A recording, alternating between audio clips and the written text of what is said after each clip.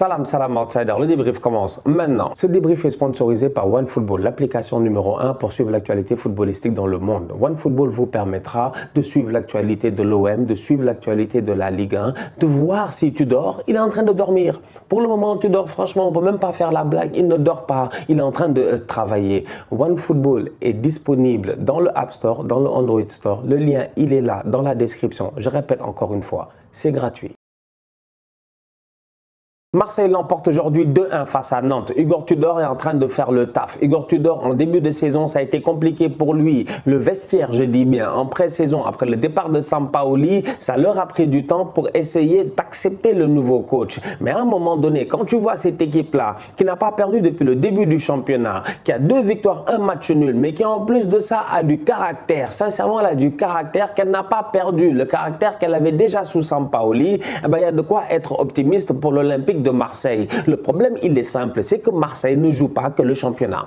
Marseille ne joue pas que le championnat. Cette saison, sincèrement, c'est une saison d'Europe au niveau de Marseille. Il va falloir que l'OM soit compétitif en Europe. Et quand je vois le match face à Nantes, je me dis, je pense que cette équipe de Marseille-là est capable encore une fois de s'en sortir sans aucun problème en championnat. Cependant, il y a énormément de lacunes dans le jeu de l'OM. Tu as envie de t'enflammer quand tu vois les boys jouer. En première mi-temps, tu as envie de t'enflammer. Mais il va falloir que Tudor quand même, il nous explique, est-ce qu'il compte aller en Ligue des Champions avec Guendouzi dans une position de, je ne sais pas moi, deuxième attaquant, whatever, je ne sais pas, il est en haut sur le terrain, il est incapable de donner une bonne passe. Mais c'est pas son rôle. C'est pas son rôle, franchement. C'est pas son rôle. Alexis Sanchez, il fait plusieurs fois de très bons appels de balles, mais donne-lui de bons ballons dans le bon tempo. Si tu donnes le bon ballon dans le bon tempo, le boy, il s'en sort. Malheureusement, Guendouzi, aujourd'hui, offensivement parlant, il est devant, il a les options, il a l'espace, il a le ballon et n'arrive pas à faire quelque chose avec. Dimitri Payet rentre, ça change le jeu. Le swag n'est même pas le même parce que Dimitri Payet, lui, il est dangereux, il a de la vista, il a le sens du football, il a du flair. Donc aujourd'hui, moi, je me dis, cette équipe de l'OM là, elle peut jouer Angers, elle peut jouer whatever, qui tu veux en championnat, je dis bien Strasbourg, Lens, je sais pas, je suis sûr et certain qu'elle est capable de s'en sortir. Elle est capable en tout cas de ne pas être ridicule. Mais il va falloir à un moment donné qu'il y ait une certaine cohérence dans le positionnement de certains joueurs. Quand tu viens avec Verretou et Rongier derrière, je me dis ok d'accord, mais devant s'il te plaît, mets-moi des gars qui ont du ballon. S'il te plaît, c'est important parce que l'OM en première mi-temps, ils peuvent plier ce match. L'OM stresse aujourd'hui.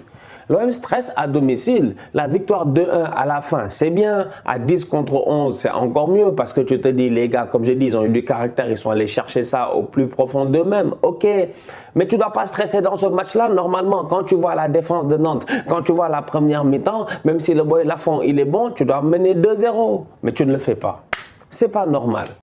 Saliba est parti de Marseille et vous voyez ce que Saliba est en train de faire à Arsenal. Saliba, c'est un top player en devenir, c'est un boy qui est serein, défensivement parlant. Franchement, il a une certaine attitude, une certaine confiance en lui qui fait de telle sorte que tu as envie de lui donner les clés de ta défense en lui disant vas-y, gère la baraque. Aujourd'hui, Saliba, il est à Arsenal, premier match de Première Ligue, il est élu meilleur joueur du match.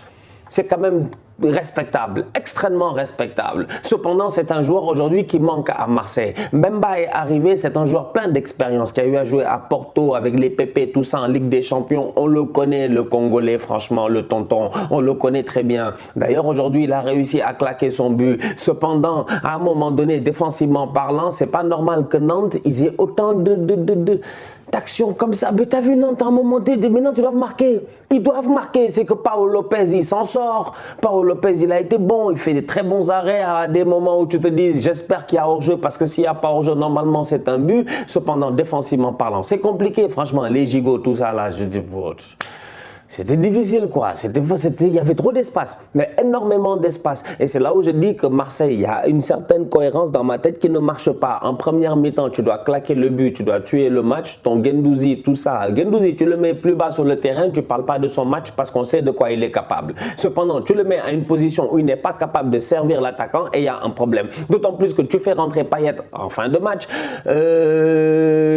Milik, il joue pas. C'est-à-dire qu'il y a quel Under, il sort, il est fâché. Il a raison d'être fâché, mais bon, il n'y avait pas d'autre option. C'est soit lui ou Luis Suarez. Il fallait qu'un des deux sorte. Je ne vois pas qui d'autre serait sorti, vu que le coach voulait blinder en fin de match. Bref, il y a une certaine cohérence offensive qu'il faut avoir pour te mettre en sécurité. Marseille ne l'a pas fait. Et défensivement, derrière, à chaque fois, de temps en temps, tu te disais que Nantes pouvait marquer. Et ça, c'est pas normal. Donc, du coup, tu perds Saliba, tu perds Carleta Car, tu perds des boys qui, la saison passée, quand même, avaient fait une saison relativement correcte. Défensivement parlant, aujourd'hui, il y a tout un renouveau. Cependant, sur les ailes, ça va.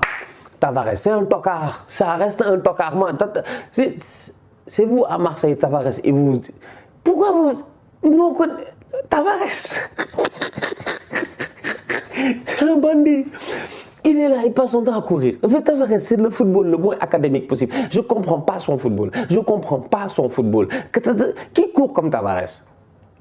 Il pousse le ballon, il fait 20 pas pour arriver au ballon. Pourquoi? Conduite de balle, mais zéro. Ça veut dire que Tavares, franchement, tu peux tout lui donner, mais conduite de balle, c'est compliqué. C'est trop. Il passe son temps à courir, mais quand il perd fort, c'est dangereux. Donc, du coup, tu as un Tavares quand même qui, sur le terrain, a l'air maladroit, mais quand c'est adroit, c'est dangereux. Aujourd'hui, il fait du bien à Marseille. Klaus, il n'y a rien à dire. Franchement, c'est un excellent joueur. Lui, il est dangereux.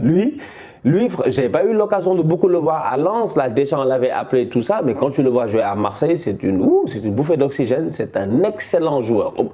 Klaus, il ne va pas rester longtemps à Marseille, c'est dommage.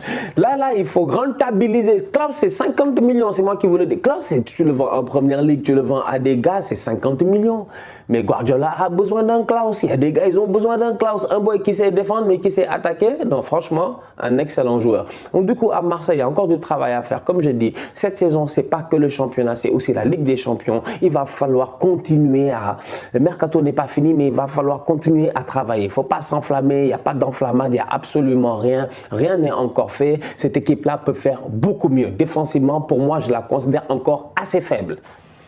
C'est la vérité. Boy, la Champions League, c'est dur. Hein? Tu vas jouer Sheriff Tiraspol, ils vont te fatiguer. C'est ça la Champions League. C'est ça la Champions League. Tu vas jouer FC Utrecht, Groningen, je ne sais pas quoi, les gars vont te fatiguer ici, tu vas avoir mal à la tête. Il faut que défensivement, les gars soient solides. Donc je m'attends à ce que ce travail-là soit fait au niveau de l'OM. Mais pour le moment, c'est bien, c'est intéressant. Première minute pour Alexis Sanchez, il faut quand même en parler. Moi, je l'ai trouvé très intéressant. Franchement, je l'ai trouvé bon. Alexis Sanchez, c'est un excellent joueur. En fait, c'est un excellent joueur. Il y en a peut-être, ils sont jeunes, ils ne connaissent pas Alexis Sanchez. Mais Alexis Sanchez au Barça, c'est un top player. C'est un gars, il te donne mal à la tête. C'est un gars, il marque dans des classicos. Il met des buts, je dis bien, des lobes, etc. Il est sensationnel. Il arrive à Arsenal, il bluffe le monde. Il bluffe le monde. Alexis Sanchez, prime à Arsenal, c'est un des meilleurs joueurs peut-être de cette décennie-là, franchement. C'est-à-dire que c'est pas n'importe qui. Franchement, c'est pas n'importe qui. Maintenant, en plus de ça, il a gagné la Copa América entre-temps, je pense 2 fois, non, face à Messi et tout. Il a toujours été un leader. C'est un très, très grand joueur de football. Maintenant, il arrive à l'OM. Il est en fin de carrière, ça, c'est vrai. Il y en a qui sont peut-être, qui ont le doute par rapport à lui. Mais moi, je pense que, franchement, il peut apporter quelque chose. Je pense qu'il peut apporter quelque chose. Aujourd'hui, quand je vois le match face à Nantes, comme je dis en début de débrief, quand je vois les ballons que Guendouzi, là, il doit donner à Alexis et qu'il n'arrive pas à lui donner, je me dis, Payet, c'est sûr et certain que s'il est sur le terrain beaucoup plus haut, peut-être qu'il peut lui donner ces ballons-là sans aucun problème. Peut-être qu'il y a une connexion qui peut se faire là-bas. En tout cas, Alexis Sanchez, je pense qu'il aura envie de performer et je pense qu'il va performer parce que Marseille, vous savez, c'est un Chilien, c'est un bandit, c'est comme Arturo Vidal, c'est des gars, ils ont besoin de se nourrir de quelque chose. Et à Marseille, tu te nourris de quoi? Du public, de la ferveur, de cette émotion-là. C'est l'OM, aux armes. Les gars, ils crient au nord, au sud, tu es là, tu te dis, waouh, qu'est-ce qui se passe? Cette ambiance-là, ça peut regalvaniser Alexis Sanchez, qui pourrait être franchement, à mon humble avis, un pion très intéressant cette saison, surtout s'il est en bonne santé et qu'il ne se blesse pas. La famille, on se capte très bientôt pour un nouveau débrief. D'ici là, on continue à liker, on continue à partager, on s'abonne, on est ensemble, on reste en santé, c'est le plus important. Tous outsiders.